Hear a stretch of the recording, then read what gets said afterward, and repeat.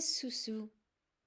C'est un livre écrit par Pascal Honrard, illustration par Hélène Meunier. Dédication à Clovis et Ophélie qui, tous les jours, se brossent la chambre et rangent leurs dents de papa et maman. Alors, Princesse Soussou ne prend jamais de bain, ne se brosse pas les dents, laisse traîner ses vêtements partout. Prêt? Okay, boys and girls, let's go. Let's see what's happening. This book is by Pascal Honrard and the pictures are by Adeline Lamar. Oh. Mais non. Okay, this book is written by Pascal Honrard and Adeline Lamar. Excuse me, boys and girls. My goodness. Sneeze. Ah, je tousse. Bon, alors, on commence. Ok. Il était une fois, mais c'est peut-être trop, une princesse qui vivait dans un beau palais avec son père, le roi Propret Ier, et sa mère, la reine Marie Savonnette. Au royaume de l'ordre et du propre, la princesse ne prenait jamais de bain et ne rangeait jamais sa chambre. Elle laissait traîner ses vêtements partout et les seules douches qu'elle prenait, c'étaient les joues gris en chantant sous la pluie. La princesse aurait pu être douce et jolie, mais comme sa cousine Cendrillon, c'était la championne des suyons. C'est pourquoi on la surnommait Princesse Soussou. Et la voilà, voici la princesse. Elle est belle quand même, regardez. Je crois qu'elle est belle. La chambre de Soussou était tellement désordonnée que le roi la déclare zone sinistrée. Pour y entrer, il fallait escalader des montagnes de linge sale, piétiner des livres ouverts, enjamber des cahiers et se frayer un chemin au milieu des vieux jouets éparpillés. Oh mon Dieu, quel désordre! Bien entendu, au milieu de tout ce barda, Soussou ne retrouvait jamais ce qu'elle cherchait. Quant à Marie Savonnette, elle se bouchait discrètement le nez chaque fois qu'elle devait parler à sa fille, car Soussou ne connaissait pas plus l'usage de la brosse à dents que celle de la brosse à cheveux. Pauvre maman, pauvre Marie Savonnette.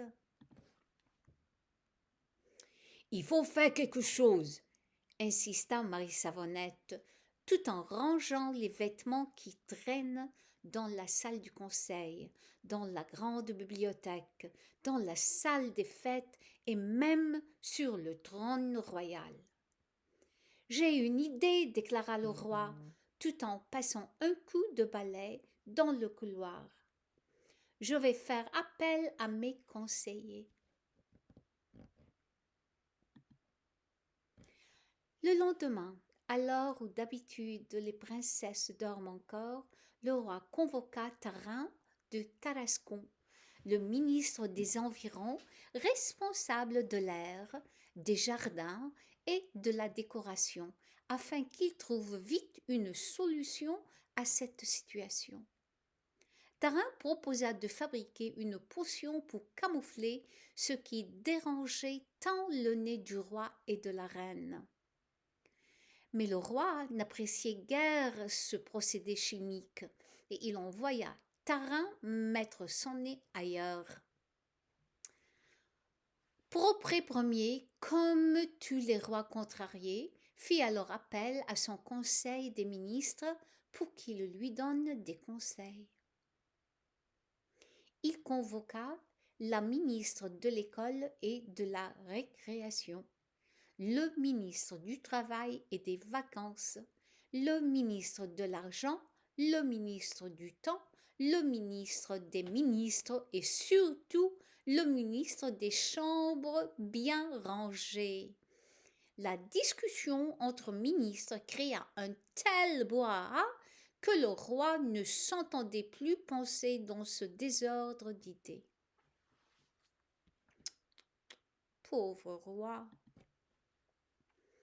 Le roi alla demander conseil à Ivan de Lativie, son devin personnel.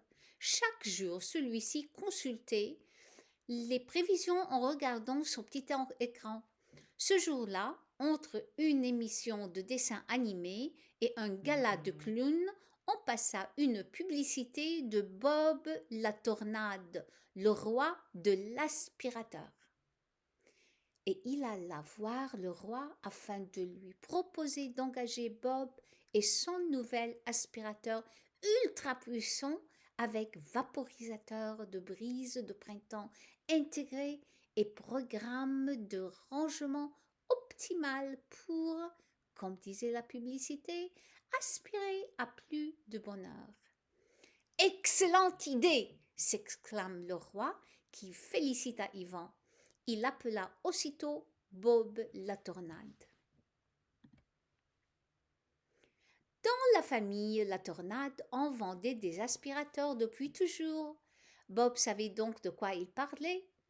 Sur le pas de la porte du palais, le roi et la reine l'accueillirent comme un sauveur et le menèrent directement à la chambre de la princesse qui était partie faire du camping sauvage. Il fallait en profiter tant qu'elle n'était pas là. De toute sa carrière, Bob la Tornade n'avait jamais vu chantier aussi désordonné. Il se mit tout de suite au travail. Il avait de quoi faire. Pendant que Bob passait l'aspirateur, Soussou escaladait le mont Détritus. Pendant qu'il frottait le plancher, elle gambadait dans la gadoue. Pendant qu'il rangeait son bureau, elle barbotait dans un ruisseau. Pendant qu'il pliait le linge, elle empilait la vaisselle sale devant sa tante. Et pendant qu'il époussetait les meubles, elle chassait les vers de terre dans les champs. Bob sortit de la chambre juste avant le retour de la princesse. En camping, Soussou perdit une gourde, 2 piquets de tente, une lampe de poche, 3 chaussettes, une casquette, ainsi qu'un seul pantalon propre.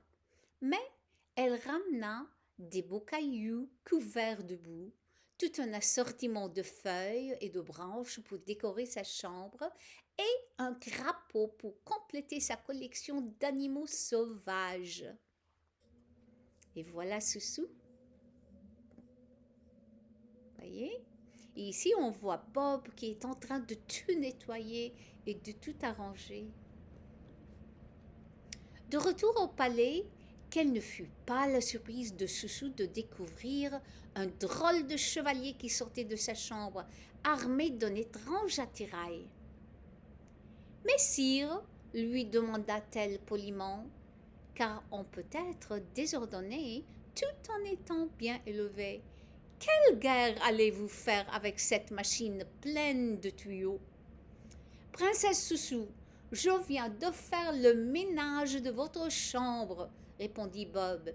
C'est une véritable poubelle, un champ de bataille, un jungle sauvage, une soie à couchon, un fanayum, un bric-à-brac, un fourbi, un vrai bazar, un chaos. Pauvre Soussou, il n'arrête pas, hein? Vous ne reconnaîtrez plus votre chambre, ajouta-t-il, fier de son travail. En passant la porte, la princesse découvrit que sa chambre, débarrassée de sa crasse, avait de la classe. Les livres trônaient alignés dans la bibliothèque. Le bureau était bien rangé. Les bijoux étaient à leur place dans une boîte. Plus un seul vêtement ne traînait sur le plancher et même la poubelle était vide et propre. Honteuse et gênée pour la première fois de sa vie, la princesse alla vite dans la salle de bain pour se remettre les cheveux et les idées en place. Alors, qu'est-ce que vous croyez qu'elle va faire maintenant? What's she going to do?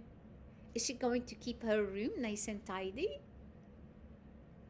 Let's find out. Après une bonne douche, Soussou se regarda dans le miroir qui lui fit cette réflexion. Que vous êtes belle, ma princesse, et que votre chambre est jolie. Sans mentir, si votre visage brille autant que votre ménage, vous êtes la reine des princesses. À ces mots, Soussou ne se sentit plus de joie et elle fit un large sourire qui se refléta dans le miroir. Elle n'avait pas encore fini de s'admirer quand un toc-toc retentit à sa porte. C'était Bob la tornade qui avait oublié sa casquette. Bob n'aimait pas laisser traîner les choses derrière lui. « Vraiment charmant !» se dit la princesse en remerciant le beau Bob. « Vraiment charmante !» se dit Bob en découvrant le sourire blanc éclatant de la princesse. Quelques années plus tard, suivant l'exemple de sa cousine Cendrillon, qui s'était mariée avec le marchand de souliers, Soussou épousa Bob, le vendeur d'aspirateurs. Mais l'histoire ne finit pas là, car Soussou avait découvert que c'était plus beau quand c'était plus propre et que c'était plus propre quand c'était bien rangé. Désormais, Bob n'a plus besoin de faire le ménage derrière Soussou. Et il a tout le temps d'apprendre à leurs 7 enfants comment ranger leur chambre. La fin.